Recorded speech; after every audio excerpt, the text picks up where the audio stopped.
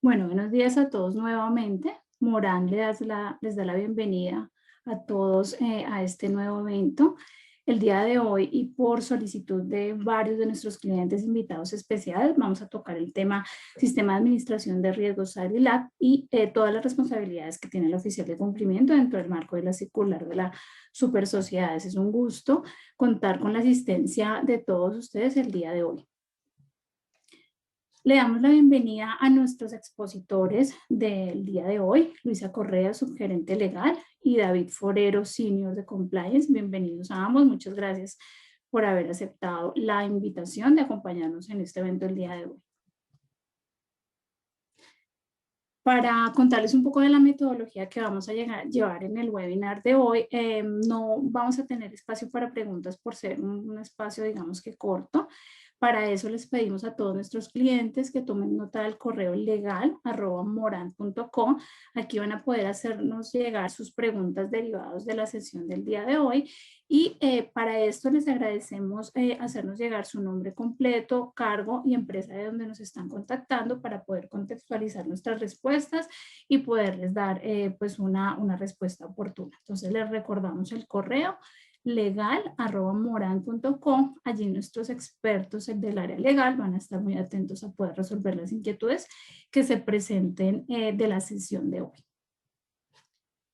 Para, digamos, contarles un poco de cómo vamos a manejar la finalización del evento, vamos a hacer una encuesta de experiencia de nuestros asistentes.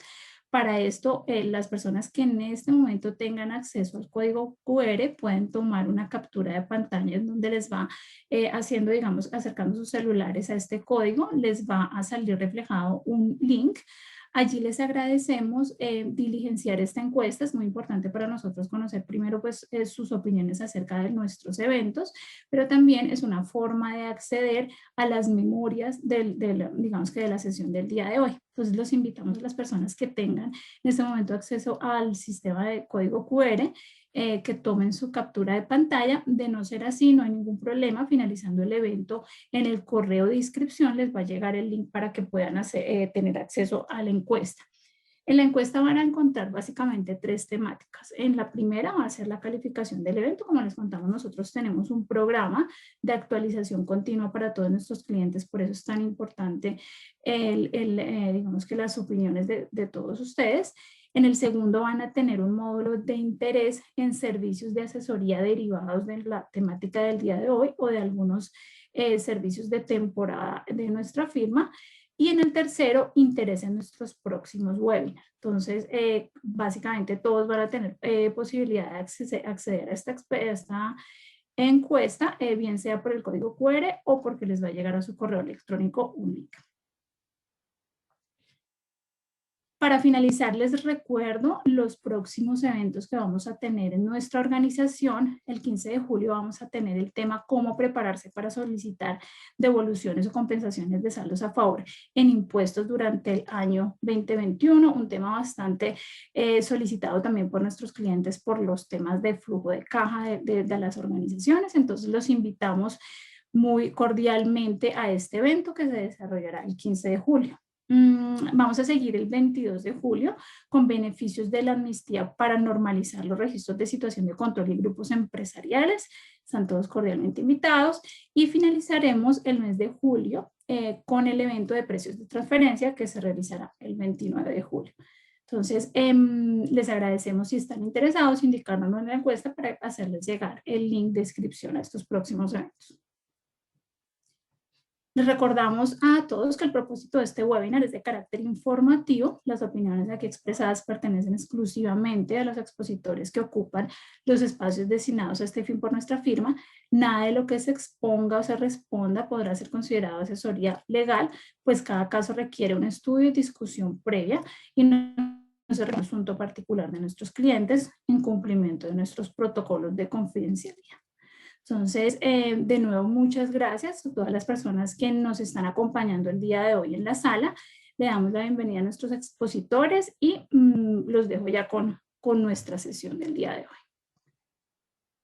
Bienvenida, Luisa. Te doy el paso para que puedas subir la presentación. Muchas gracias.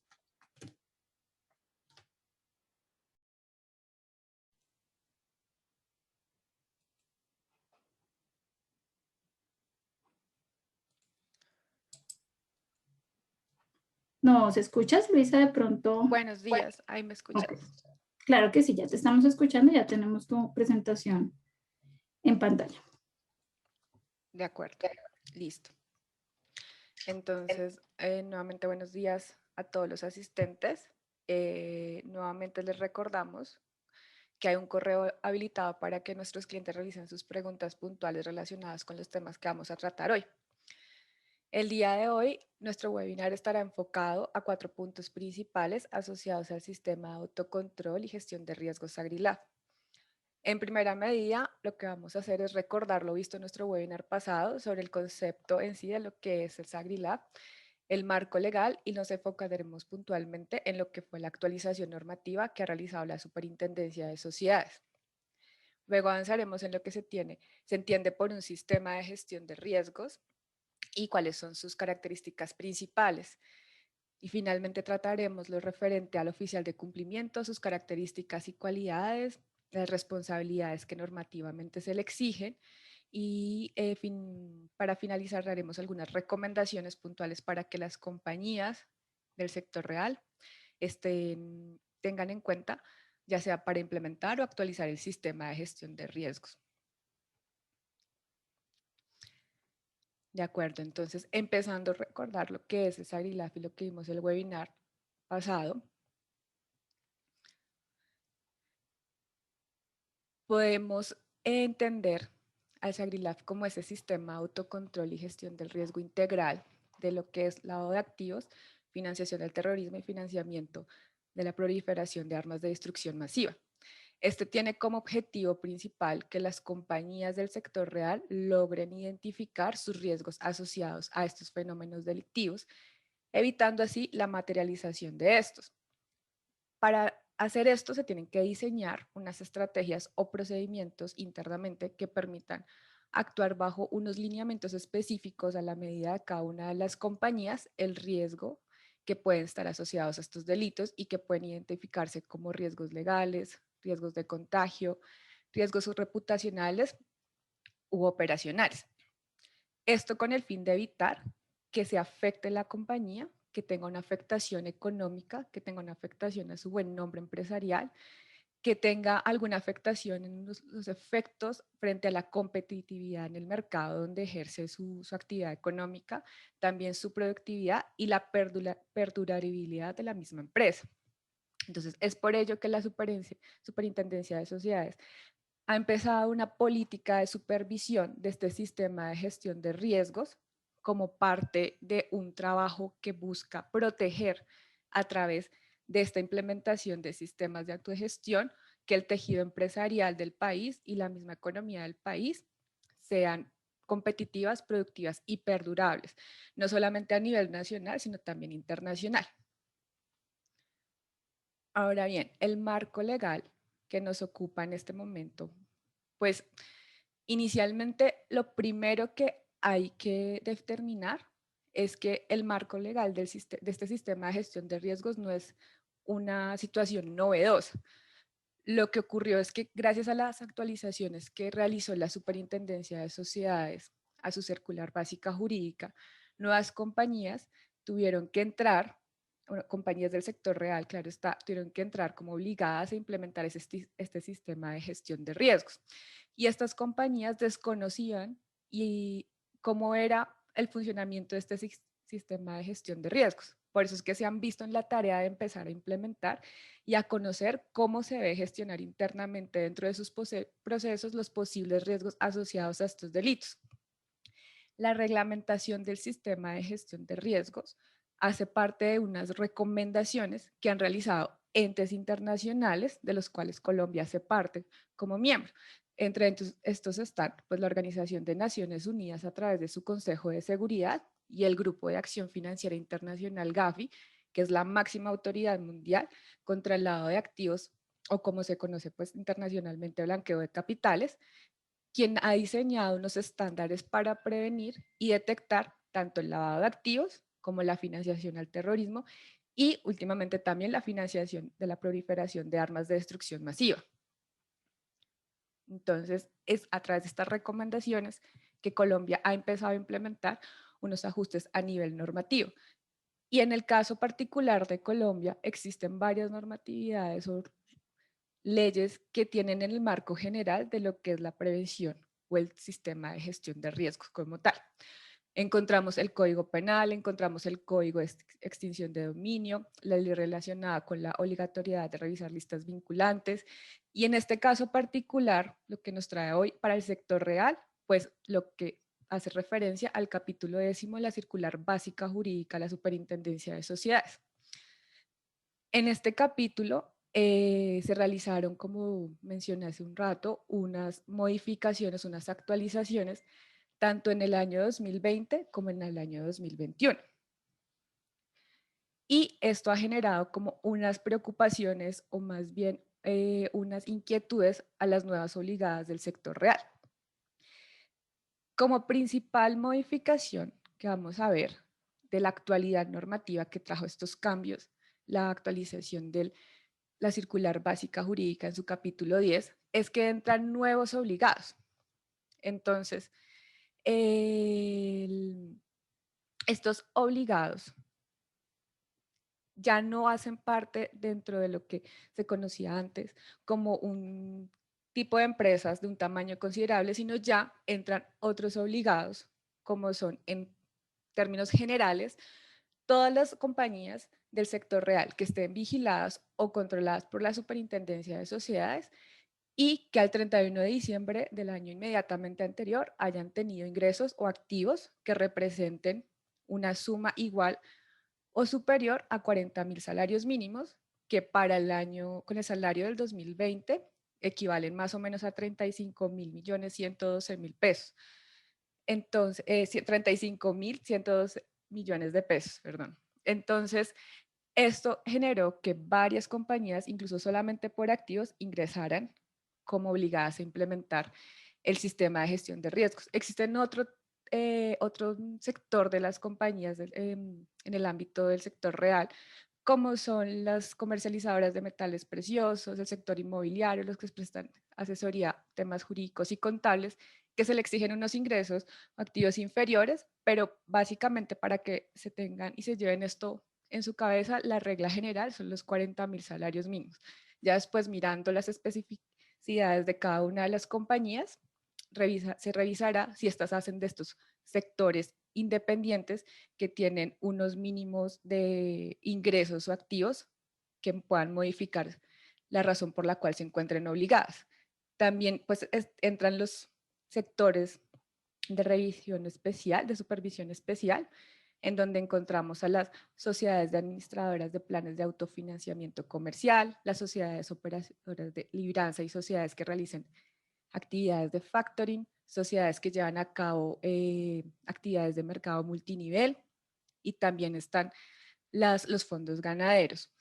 Estas tipo de compañías solamente por esa actividad económica que realizan tienen una supervisión especial y en este caso pues no se les establece ningún monto o tope mínimo para que puedan ser obligadas, sino ya por su actividad comercial entran como obligadas y tendrán que implementar el sistema de gestión de riesgos. Ahora bien, ¿qué ocurrió en abril de este año con la modificación que hizo también la Superintendencia de Sociedades respecto a la circular básica jurídica en su capítulo 10? El primer cambio, la principal modificación que realizó fue modificar la fecha máxima de implementación y poner en marcha el sistema. La cambió del 31 de mayo al 31 de agosto de 2021. Es decir, contamos hasta esta fecha para dejar listo nuestro programa y también poner en marcha el mismo. Y quienes tengan ya algunos lineamientos de sistema de gestión de riesgo o que venían como obligadas en años anteriores, pues ajustarlo a la nueva normatividad aplicable a SAGRILAB. Y también aquellas que estén obligadas a regímenes de medidas mínimas, pues tendrán que implementar dentro de este tiempo dicho régimen. Esto incluye también pues, a tanto obligadas como a las que ya venían siendo obligadas. Incluye adicional o deja claro como una obligación específica que debe contener el manual de SAGRILAB, que cuente con sanciones y consecuencias para los funcionarios de la compañía, también para los socios, para los administradores y sus terceras partes, en los eventos en que estas personas no cumplan con lo que se diseñó en el manual y los controles establecidos. Entonces, deja claro que esto es una obligación y se debe contener en el manual de SagriLab. Se reiteran los requisitos especiales para que las personas que desarrollen como oficial de cumplimiento ejerzan este rol. Y adicionando, en este caso, en la circular de abril, que aquellas sucursales de sociedad extranjera, su oficial de cumplimiento debe estar domiciliado en Colombia, y también delimitó que la experiencia de gestión de riesgos puede ser únicamente en LAF, porque antes hablaba totalmente de SagriLab. Entonces dejó como en claro estos requisitos que más adelante los vamos a abordar para que tengamos claro quién debe ser el oficial de cumplimiento. Adicionalmente, dejó claro que el proceso de debida diligencia intensificada que se debe implementar dentro del manual del sistema de gestión de riesgos implica también un conocimiento avanzado de la contraparte y de su beneficiario final, así como el origen de activos que se reciban de terceras partes. En este orden de ideas aclaró o especificó que se deben establecer dentro del manual del sistema de gestión de riesgos unas medidas razonables que permitan identificar una contraparte o si su beneficiario final tiene calidad de PEP. Esto quiere decir una persona expuesta públicamente. Y en este caso, la circular dejó claro también que en el evento en que nos encontremos con una contraparte que según nuestro control termina siendo una PEP, se deben hacer debidas diligencias, no solamente a nuestra contraparte, sino también se deben establecer controles para cónyuges o compañeros permanentes, sus familiares e incluso hasta los asociados de aquellas empresas en donde la PEP pueda tener un control o tenga una participación superior al 5%. Entonces, intensificó esa debida diligencia frente a nuestra contraparte PEP.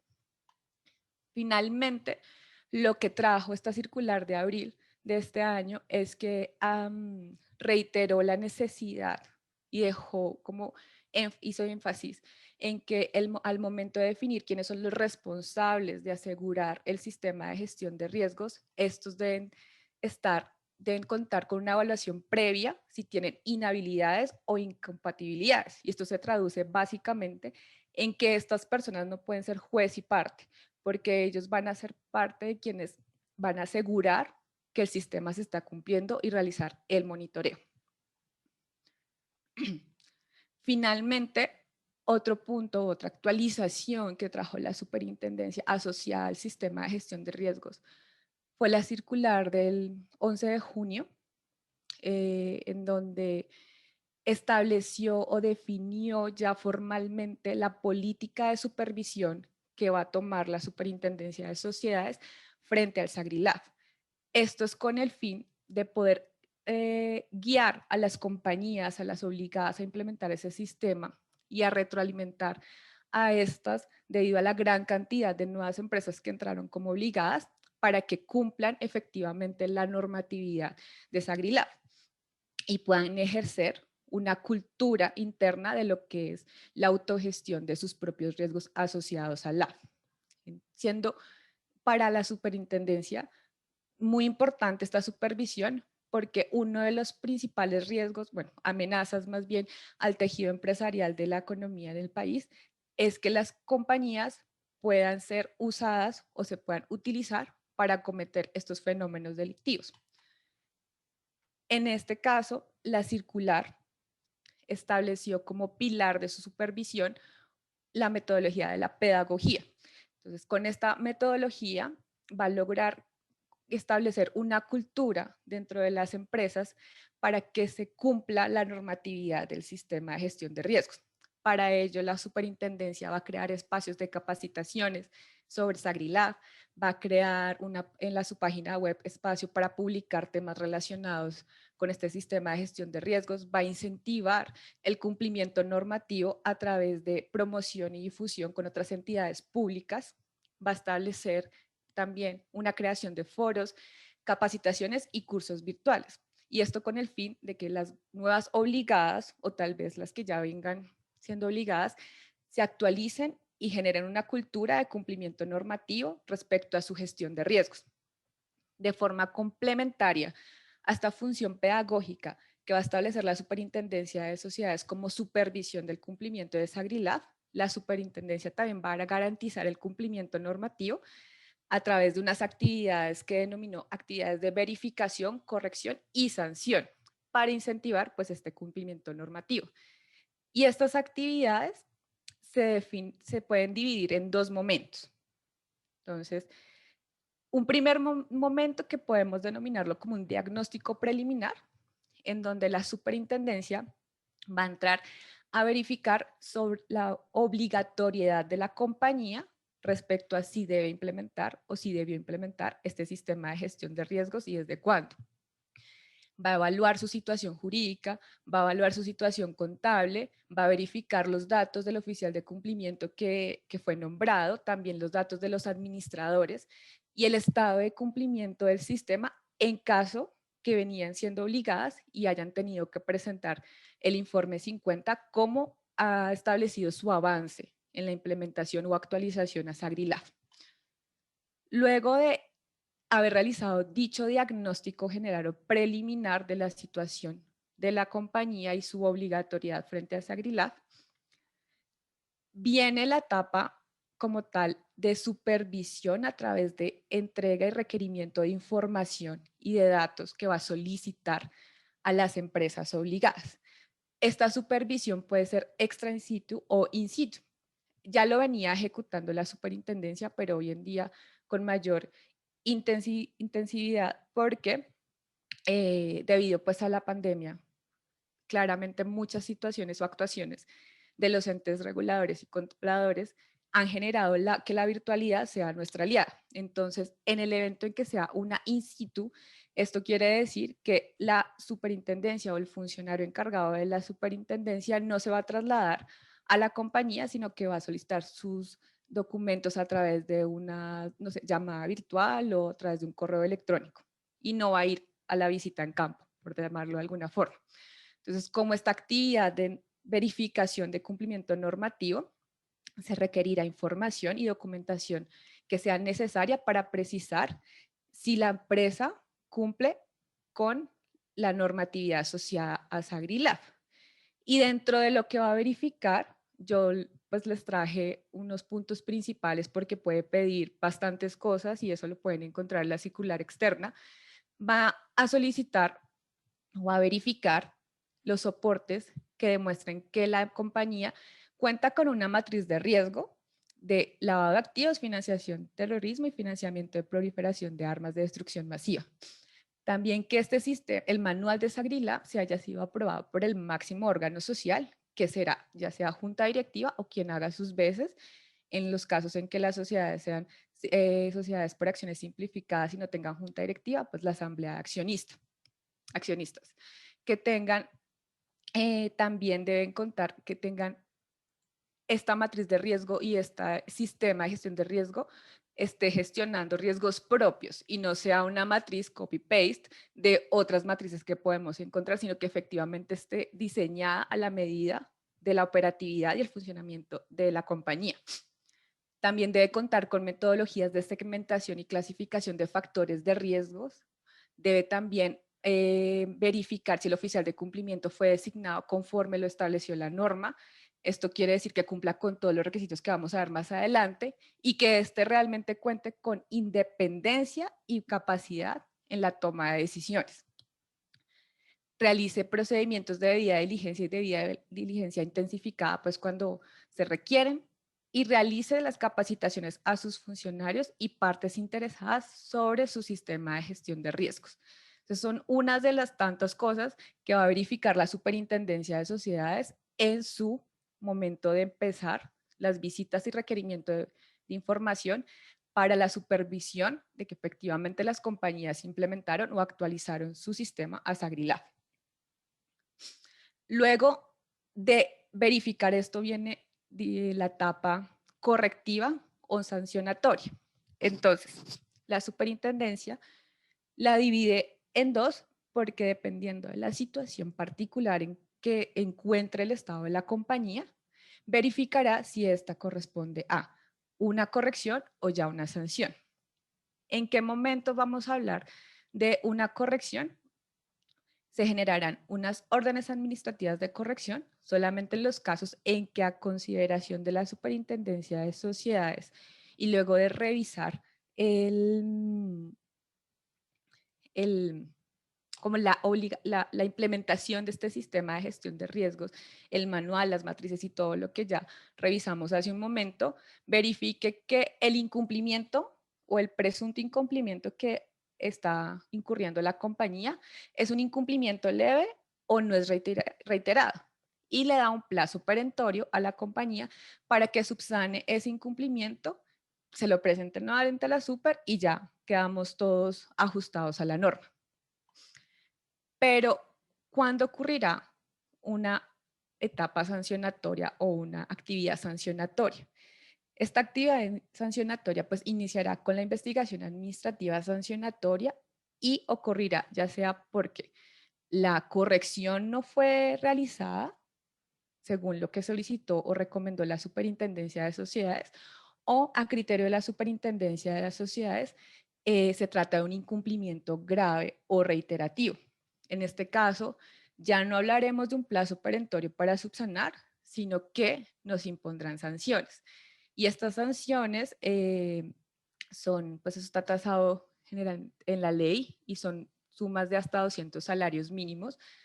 Estas sanciones no solamente van a estar dirigidas a la compañía, si la superintendencia decide, de acuerdo a lo que evidenció en su etapa de supervisión y revisión de documentos, que quien debe ejercer este pago de sanción sea el oficial de cumplimiento, así lo puede tomar, o sea, así lo puede decidir. También puede decidir que sea el administrador quien realice el pago de la sanción o incluso también el revisor fiscal. Entonces, eso lo decidirá en su momento según lo que resulte de la investigación administrativa, quién hará el pago de la sanción. O puede también optar la Superintendencia de Sociedades, una alternativa que es conmutar la sanción dineraria a una obligación de hacer. Esto puede ser, un ejemplo, la remoción de los administradores o incluso la modificación o remoción del oficial de cumplimiento, pero pues eso lo definirá la Superintendencia de Sociedades. Dejando esto en claro sobre la actualidad normativa y lo que trajo la superintendencia hoy en día, en especial en lo que es la política de supervisión del cumplimiento del sistema de gestión de riesgos, doy ahora paso a David Forero, quien es nuestro coordinador de compliance y quien también desarrolla funciones como oficial de cumplimiento en algunos de nuestros clientes, para que nos continúe con la exposición.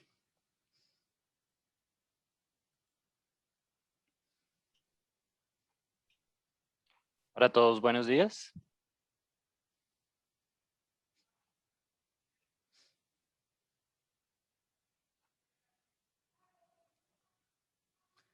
Buenos días.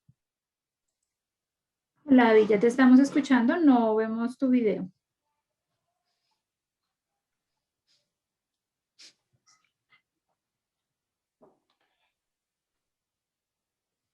Un segundo, por favor.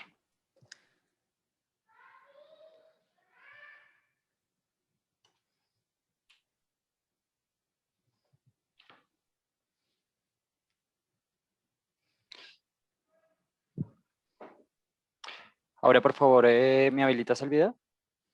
Muchas gracias. Ya lo estamos viendo, David, puedes iniciar. Gracias. Bueno, para todos, buenos días. Es un placer para mí estar aquí con ustedes, en este caso, exponiendo lo que es el sistema de administración de riesgos. Antes de entrar en materia, quisiera recordarles que para tener acceso a las memorias de este webinar, es necesario que por favor diligencien la encuesta que encontrarán en el chat de este canal designado para este webinar. Y con respecto a las preguntas que puedan surgir de este webinar, pues les recordamos por favor escribir al correo legal@morant.co. Allí las estaremos recepcionando y posteriormente las estaremos respondiendo. Sin más preámbulo, entremos en materia. Entonces, ¿qué es el riesgo? Para hablar de un sistema de administración de riesgos necesitamos saber claramente qué es un riesgo. Y antes de irnos a la definición técnica de lo que es un riesgo, podríamos detenernos un momento a pensar en qué conocemos del riesgo en la vida cotidiana o cómo lo podríamos definir. Tal vez es una situación que nos genera una alerta con respecto a otra situación particular. Y entendiéndolo así, veríamos que el riesgo, según los entes habilitados o más reconocidos a nivel mundial para dar esta clasificación, como lo son el ICONTEC y el sistema COSO, nos dicen que el riesgo es la posibilidad de que un evento afecte la consecución de los objetivos, ¿cierto? Básicamente la definición de la ISO 31000 en lo que difiere de COSO es en que este riesgo puede tener efectos positivos, ¿cierto? Que no solamente puede afectar de manera negativa la consecución de los objetivos, sino que también podemos sacar provecho de lo que es el riesgo, verlo como una oportunidad, gestionarlo y de esta manera poder sacarle provecho. Bueno, pasamos ahora a lo que es, en este caso, los principios de la gestión del riesgo. Y entonces allí tenemos que son 11 principios los que están en la norma ISO 31000. Aquí hemos extractado 6, los que hemos considerado más relevantes para que ustedes conozcan. Básicamente los principios de la gestión de riesgos propenden por ayudar a la compañía en temas financieros, operativos, legales, reputacionales. Mediante la gestión del riesgo se puede generar valor adicional a la compañía, ¿cierto? Podemos integrar todos los procesos de la organización y ver en dónde están nuestras rutas críticas para así poder atacar mediante controles estos riesgos, para gestionarlos finalmente, mitigarlos, transferirlos, aceptarlos, la medida que tomemos para gestionar estos riesgos. También es capaz de adelantarse o prever los cambios, ¿cierto? Porque nos indica temas normativos, temas económicos y del sector donde se opera, temas inclusive reputacionales y de operación.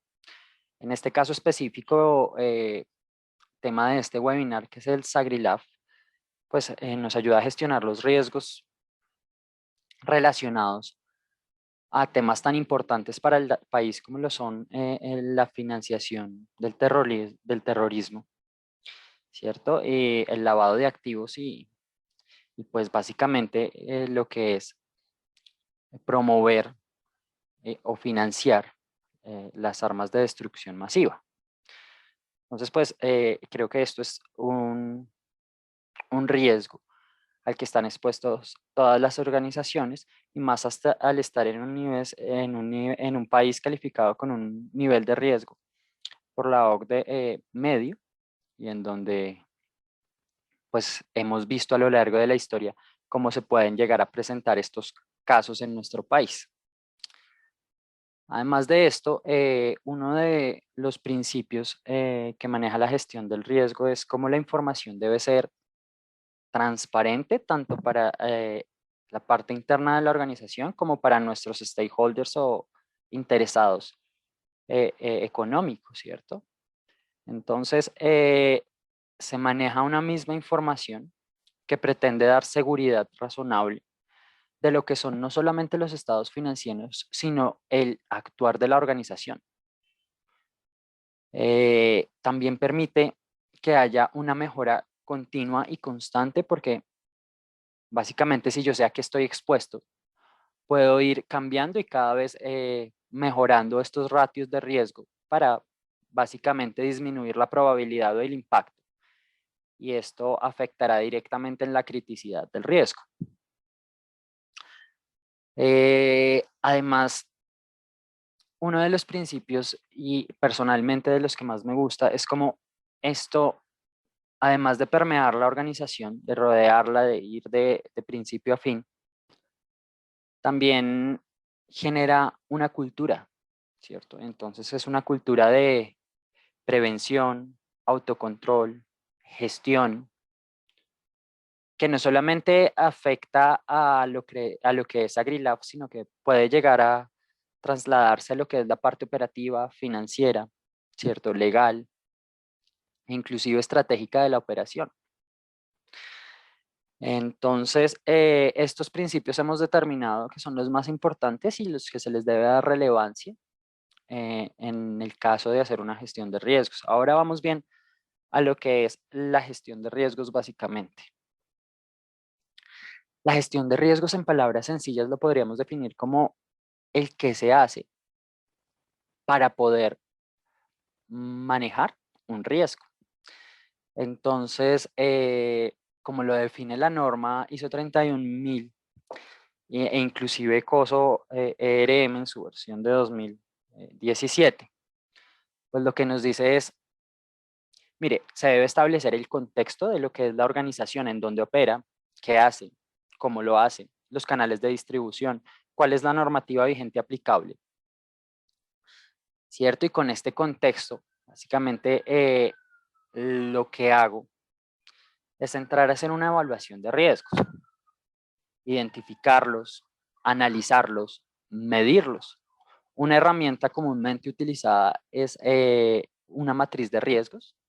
Sin embargo, pues existen algunas otras metodologías actualmente que también nos permiten gestionar los riesgos. ¿Cierto? Luego, después de que nosotros sabemos a qué estamos expuestos y cuál es el posible impacto que puede generar la presentación de estos riesgos, entonces debemos comunicar, revisar e informar a las áreas involucradas. Mire, esta alerta, estos son los riesgos a los que se está expuesto, ¿cierto? Y se definen básicamente el tratamiento de los riesgos, que son los controles o las medidas asociadas al riesgo. Y esto con esto ¿qué quiero decir? Los controles finalmente se realizan para mitigar lo que es la probabilidad de ocurrencia de este riesgo o el impacto de este riesgo, ¿cierto? Entendiendo como que la conmutación de estos dos es finalmente la criticidad del riesgo. Ahora bien, un control puede llegar a bajar los ratios de probabilidad de impacto, pero un riesgo nunca desaparece, por esto es riesgo, porque es la posibilidad de ocurrencia, ¿cierto? Entonces, a pesar de que tengamos una gestión de riesgos adecuada, es importante saber que existe un riesgo residual o el riesgo que se le llama después de controles riesgo residual. Y básicamente el riesgo residual es que aunque tengamos controles, el riesgo nunca va a propender a cero. A no ser que cambiemos nuestro objeto de operación y lo hagamos de alguna manera, o decidamos gestionar el riesgo transfiriéndolo, ¿cierto? Tercerizando la operación, por ejemplo. O decidamos también gestionar el riesgo asegurándonos, ¿cierto? Entonces, estas son algunas medidas que nosotros tenemos que tener en cuenta a la hora de implementar la gestión de los riesgos. Les he estado hablando básicamente de una gestión de riesgos, unos riesgos, y vamos a lo que es la administración ahora del riesgo, ¿cierto? ¿Cuál es el sistema? Porque sí, hay riesgos y los riesgos se gestionan, pero ¿qué es el sistema? Al inicio de esta charla les comentaba que básicamente deberíamos establecer el contexto de lo que es la organización, entonces en dónde operamos y una serie de detalles que les especifiqué al inicio de esta charla. Y una vez tenemos el establecimiento de este contexto, pues básicamente lo que tenemos que hacer como primera medida es comunicar y consultar al interior de nuestra organización, ¿cierto? En dónde estamos más expuestos al riesgo.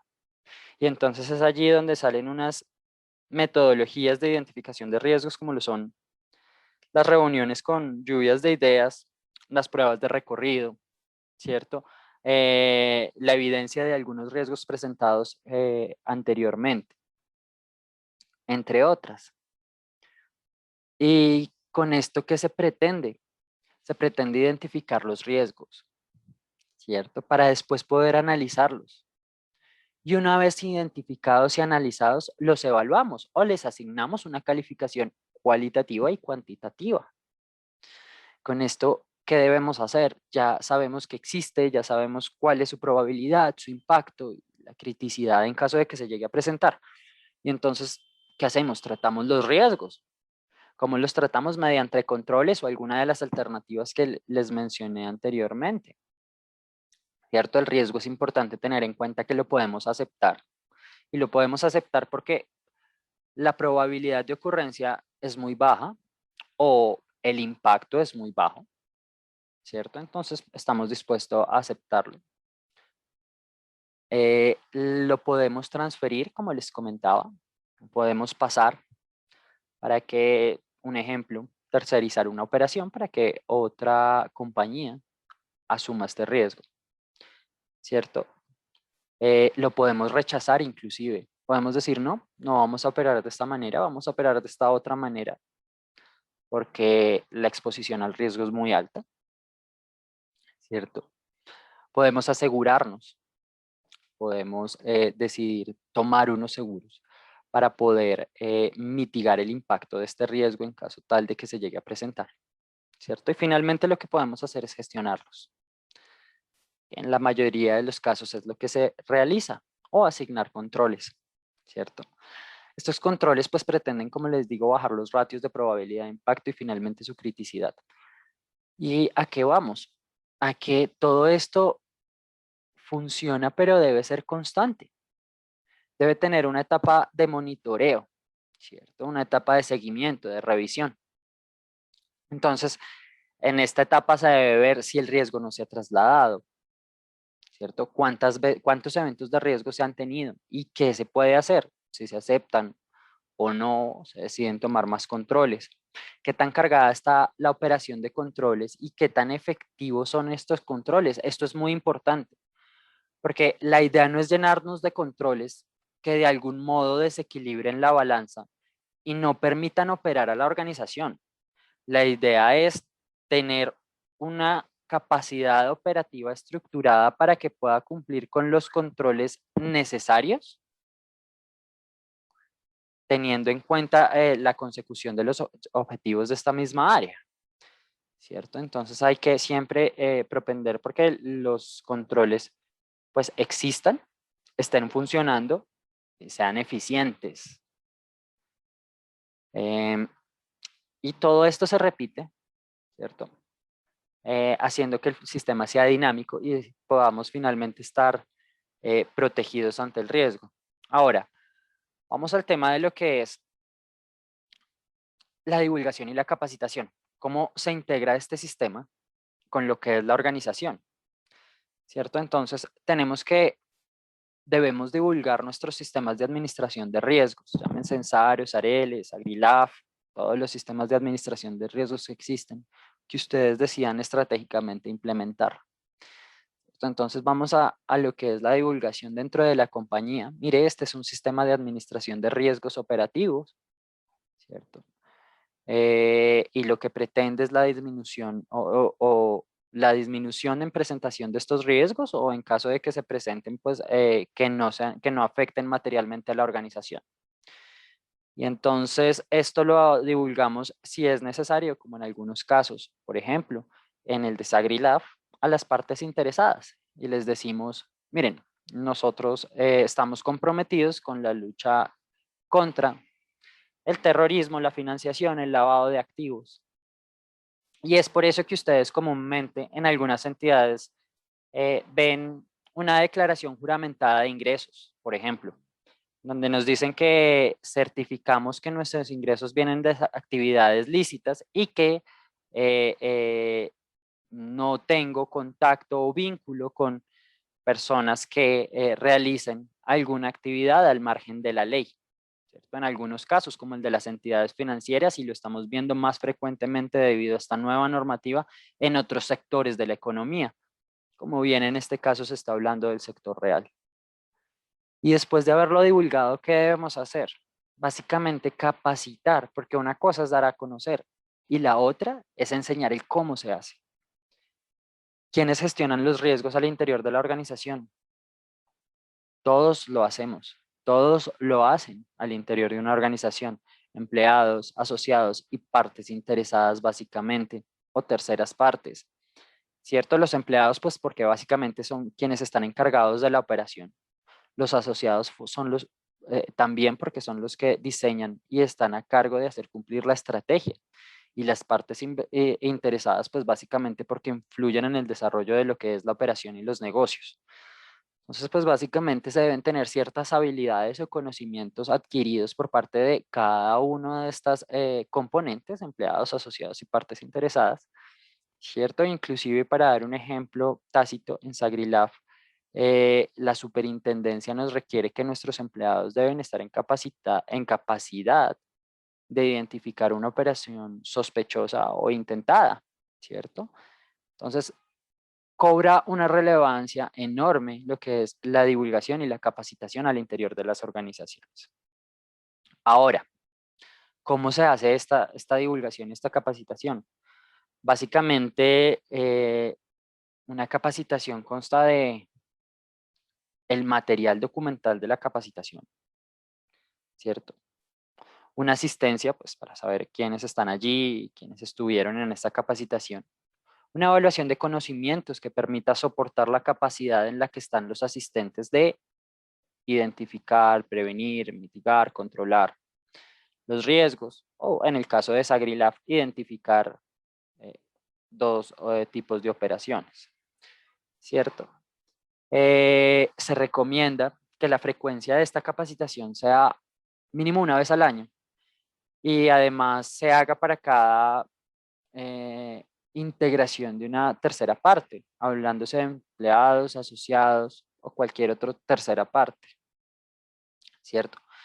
Para que finalmente podamos ver y sentir y vivir lo que son los beneficios de la gestión de riesgos para la organización. Con esto espero haber dado claridad a lo que es un sistema de gestión de riesgos, cómo se integra.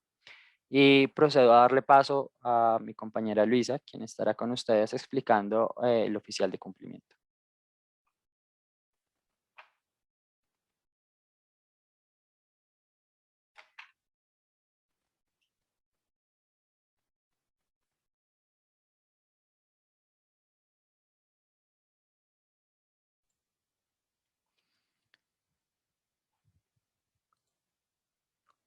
Bueno, entonces continuando con nuestra agenda, ahora vamos a tratar y a revisar lo referente al oficial de cumplimiento. Como mencionábamos hace un momento, para efectos de Sagrilab, de este sistema de gestión de riesgos, debe estar encargado una persona, quien será el líder o el responsable de asegurar el sistema de gestión de riesgos. Este oficial de cumplimiento debe ser, conforme lo especifica la norma, pues, una persona natural, a pesar de que puede ser tercerizado a través de empresas que prestan este servicio. Sin embargo, pues es claro que tiene que ser una persona natural, no puede ser una persona jurídica.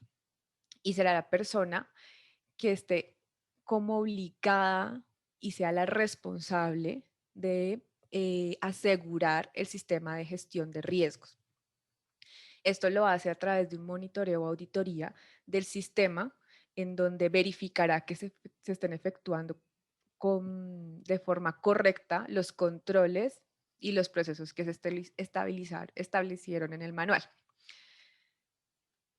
Esta persona, como mencionamos hace un rato y que es uno de los puntos que va a verificar la Superintendencia de Sociedades al momento de iniciar su supervisión, debe tener total independencia y también tener la capacidad de tomar decisiones frente al sistema de gestión de riesgos. Esta independencia le permitirá que pueda responder directamente ante el máximo órgano social, ya sea junta directiva o asamblea de accionistas, dependiendo de la compañía, y será el encargado de tener una relación directa para poder comunicarle a este máximo órgano social las evidencias que encuentre en su rol como oficial de cumplimiento y como responsable, es decir, los cumplimientos de los controles y el cumplimiento del sistema como tal. ¿Cuáles son las características y cualidades, podemos denominarlo así, de esta persona como oficial de cumplimiento? Las características las encontramos en la norma y sus cualidades las podemos extraer de ahí. Entonces, el perfil y las competencias de esta persona como oficial de cumplimiento debe ser tal como lo menciona la circular básica jurídica, conforme a las modificaciones que ha tenido a través del año pasado y este año. Se le exige a la persona que va a ejercer como oficial de cumplimiento tener un título profesional. No importa ni especifica una profesión específica para tener este cargo de oficial de cumplimiento, solamente que sea profesional, de acreditar una experiencia mínimo de 6 meses en gestión de riesgos LAF, que se fue la modificación que trajo la circular de abril. Entonces, esta persona, para poder soportar esta experiencia mínima en gestión de riesgos LAF, lo hará a través de certificaciones laborales donde demuestre que ha trabajado como gestor de riesgo. Debe acreditar un conocimiento en materia de administración de riesgos o gestión de riesgos adquirido por entidades educativas, pues claramente avaladas por el Ministerio de Educación, ya sea a través de cursos, seminarios o diplomados.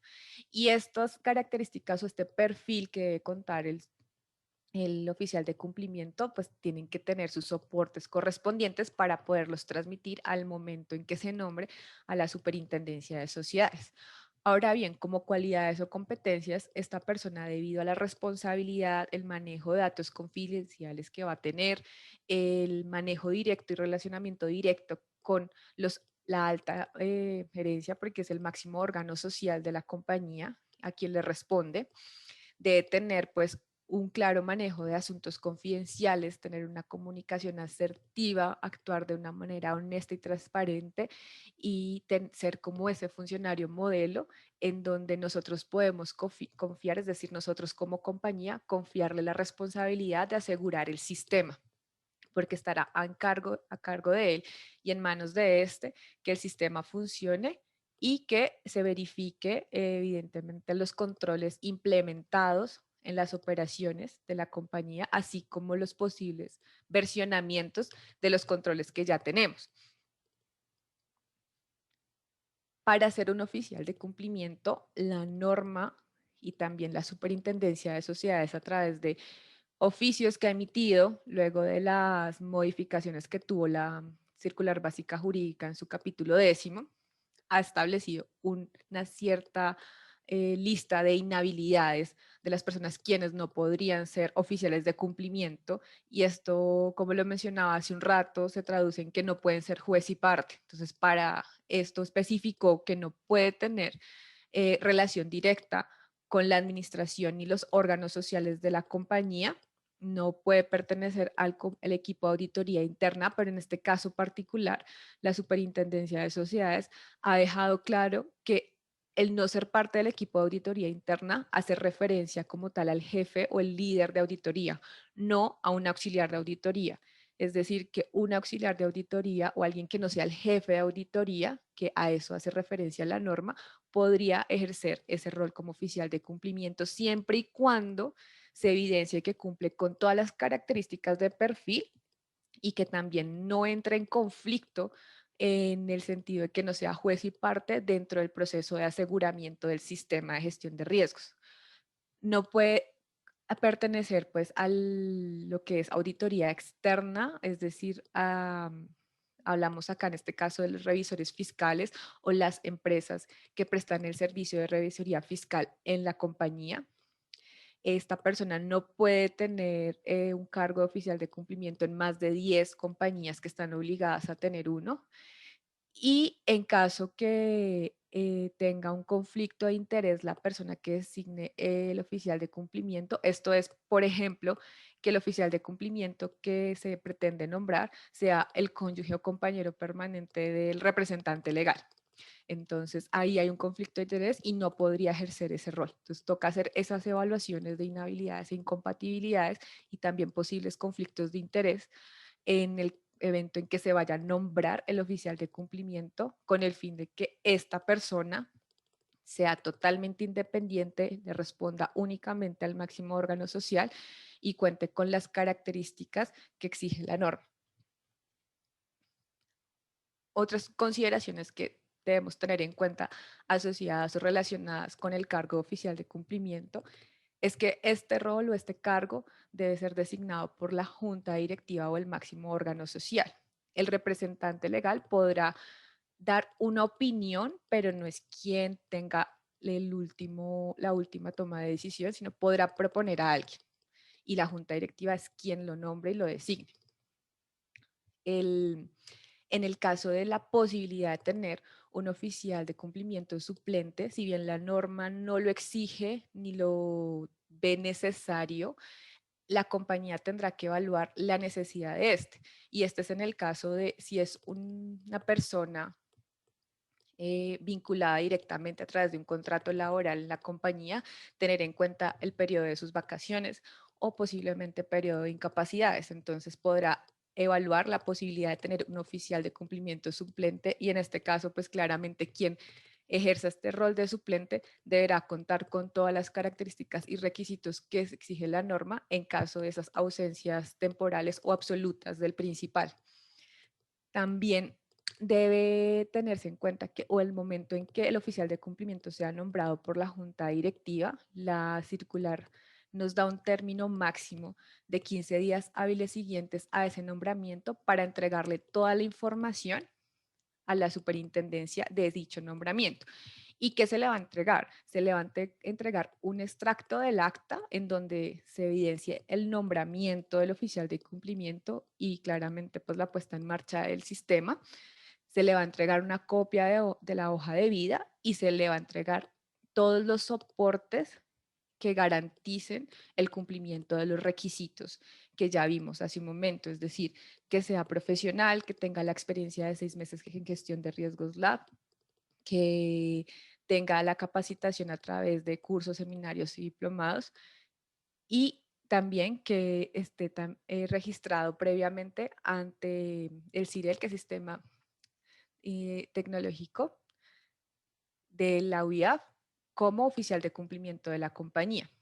Entonces, previo al nombramiento, el oficial de cumplimiento que vaya a ser designado tendrá que tener ya la certificación o por lo menos la constancia de estar inscrito en la UIAF a través del CIRES como el oficial de cumplimiento de la empresa.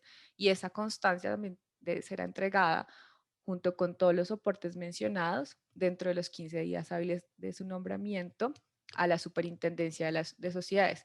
Y este será el insumo que tendrá la Superintendencia de Sociedades para que luego, cuando inicie su actividad de supervisión de SagriLab, tome en cuenta en el evento en que sí debe realizar una visita y en este caso ejercer un control correctivo o ya un control sancionatorio. En el caso de sociedades que son sucursales de empresas extranjeras, la norma dejó claro, y esto me refiero a la circular que modificó el capítulo 10 en abril, que será un oficial de cumplimiento nombrado y domiciliado en Colombia. Entonces hay que tener claro este punto porque en muchos casos aquellas sociedades extranjeras que tienen sucursales en Colombia nombran oficiales de cumplimiento en sus casas matrices.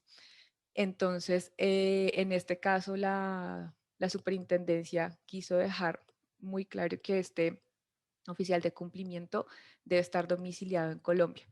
Y si la casa matriz está en el exterior, pues será el máximo órgano social de la casa matriz quien deba reportar ese nombramiento del oficial de cumplimiento. y en este caso tendremos que enviarle a la Superintendencia de Sociedades el extracto del acta de ese máximo órgano social en donde nombra al oficial de cumplimiento. Ahora vamos a revisar las responsabilidades del oficial de cumplimiento. En este punto yo quiero dejar claro que si bien la norma trae unas muy específicas, hay unas que las empresas pueden adicionar a las ya implementadas. Entonces le doy paso a David para que nos explique estas responsabilidades del oficial de cumplimiento. Gracias, Luisa. Bueno, como lo explicaba Luisa, básicamente vamos a hablar de las responsabilidades que tiene el oficial de cumplimiento. Entonces las hemos dividido en 5 grupos básicos, los cuales son participación activa, aseguramiento, reporte, monitoreo, capacitación y otras. En participación activa nos referimos básicamente al rol que cumple el oficial de cumplimiento al interior de la organización en la implementación de un sistema de administración de riesgos. En este caso, LAFT, lavado de activos y financiación de terrorismo. Pero también existe, por ejemplo, para el programa de transparencia y ética empresarial, ¿cierto? Entonces, me gustaría dar un ejemplo de el símil de qué es el oficial de cumplimiento. Básicamente es la persona encargada de hacer cumplir el sistema, encargarse por su actualización, ¿cierto? Estar atento a las auditorías que se han hecho al sistema y dirigir todas las opciones, todas las alternativas que se generan para el control de los riesgos.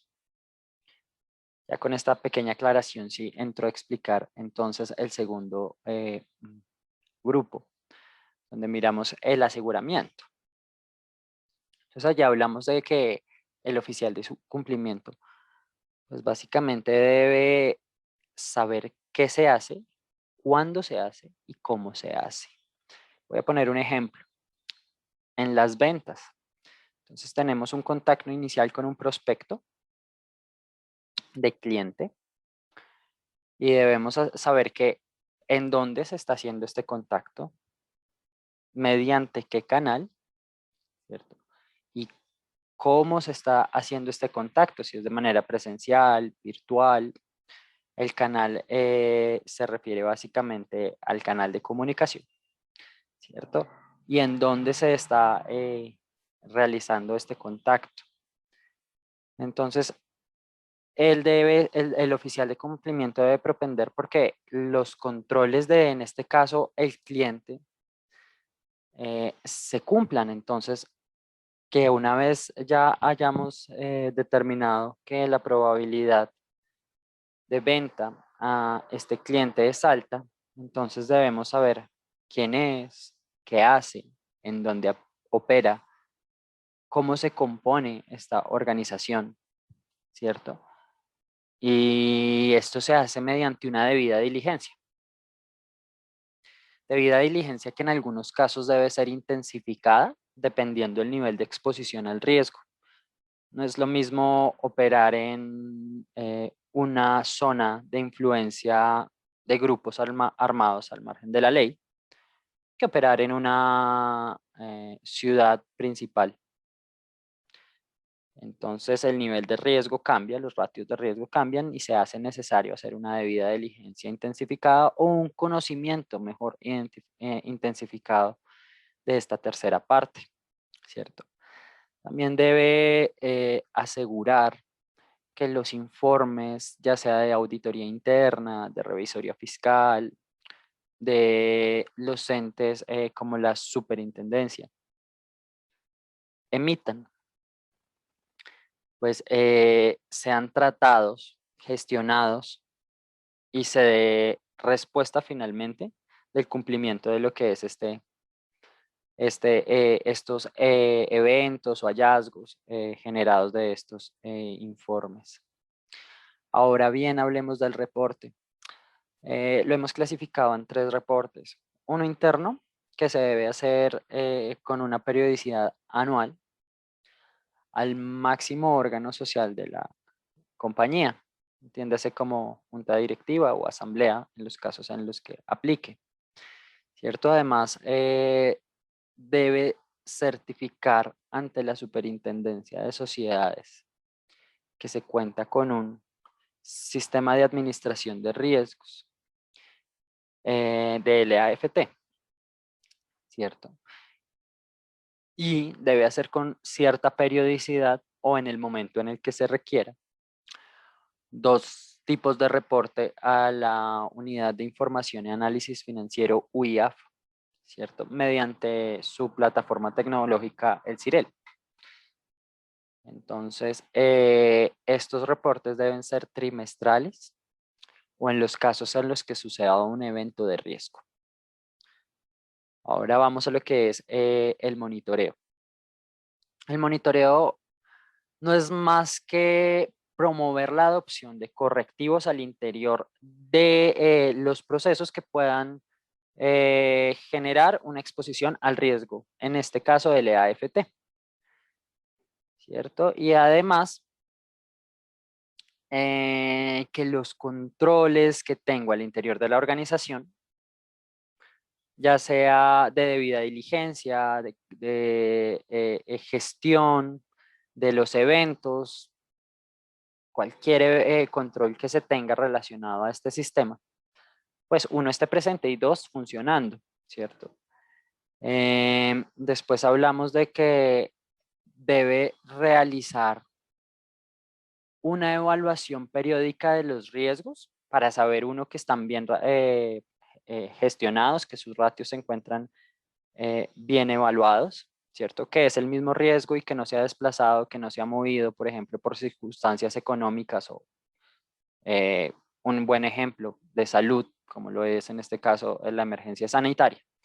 Entonces no es lo mismo operar en emergencia sanitaria que en condiciones normales, ¿cierto? ¿Cómo se mueve, cómo se desplaza el riesgo allí? Es importante tenerlo en cuenta. Y por último nos referimos a lo que son las capacitaciones y algunos otros temas por el que velar el oficial de cumplimiento. Básicamente, como les mencionaba anteriormente, debe haber una capacitación de manera anual y en el momento en el que ingrese una nueva tercera parte, si consideramos que esta debe ser capacitada. Entonces, con esto doy un poquito de claridad. ¿Cómo consideramos o no que debe ser capacitada?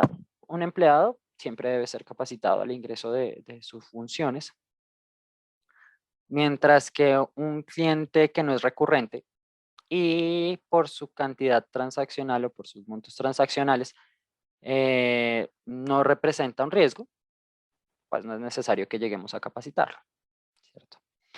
Y adicionalmente debe velar porque la conservación de la evidencia y la aplicación de dichos controles se encuentre salvaguardada y con una copia, por si pues, llega a suceder algo, por un tiempo prudencial y en caso de ser requerido por alguna investigación. Vamos a dar unas recomendaciones adicionales para que ustedes tengan en cuenta a la hora de implementar un sistema de administración de riesgos, ya sea SagriLab o de ética o operativo, ¿cierto? Entonces uno es que ustedes deben abordar esta implementación como un proyecto, con las etapas que comprende un proyecto, ¿cierto? Asignándole un presupuesto, por ejemplo, gente o recursos, etapas, hitos de cumplimiento, ¿cierto? Debemos identificar integralmente cuáles son los riesgos que pueden afectar el objetivo de dicho sistema de administración de riesgos. Por ejemplo, si es un SARO, si es operativo, entonces en este caso debería garantizar que los riesgos operativos, pues, si se presentan no afecten o que no se presenten, ¿cierto?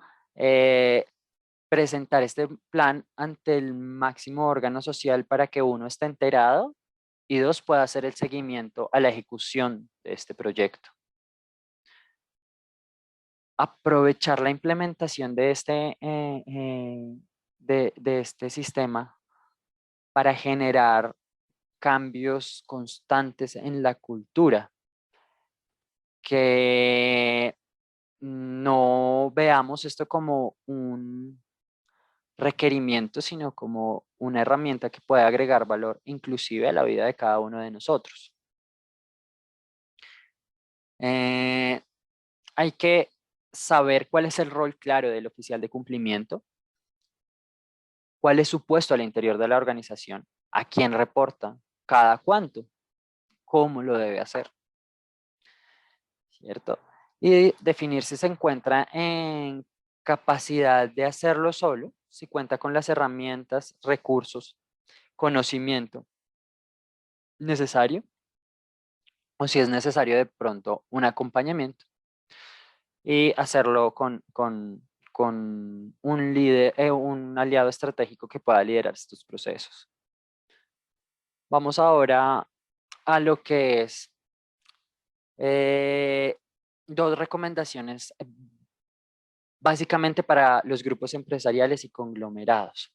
Es que la norma nos dice tácitamente que no es necesario contar con un oficial de cumplimiento para cada una de las empresas que conforman los grupos, sino que puede ejercer el rol de oficial de cumplimiento una sola persona e inclusive puede llegar a informar los informes que les he mencionado de todas las empresas en un solo informe, siempre y cuando se toquen los aspectos relevantes de cada una de las empresas que lo componen. A grandes rasgos, pues estas son las recomendaciones que les queremos dar. Con esto procedo a hacer el cierre y la finalización de esta presentación, este webinar. Les agradezco a todos ustedes por haber estado presentes el día de hoy. Y les recuerdo nuevamente que para tener acceso a las memorias de este webinar, les pedimos por favor que diligencien la encuesta que se encuentra en el chat de este presente canal. Y por otro lado, si ustedes tienen alguna pregunta, por favor nos la hagan llegar también al correo que ha sido habilitado, legal@moran.co. Hasta luego, muchas gracias.